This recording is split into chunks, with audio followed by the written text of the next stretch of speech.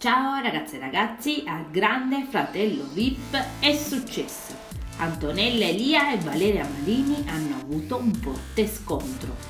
Che tra le due non fossero rose e fiori si sapeva, era solo questione di tempo. Infatti è successo, hanno litigato eppure di brutto.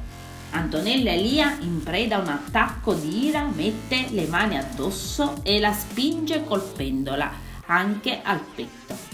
Valeria Marini mette in attenzione il GF su quanto successo, ma la Elia sembra non importarle e continua ad offenderla pesantemente. Mi ha dato una spinta e mi ha fatto pure male, ripete Valeria. La Elia sembra impazzita. Sì, ti ho dato una spinta. Sì, ti ho dato una spinta, ripete spesso ad alta voce. Valeria sottolinea la botta al petto ricevuta dall'Elia e la Elia le risponde: non l'hai sentita perché hai solo plastica nelle tette, non hai sentito un tubo.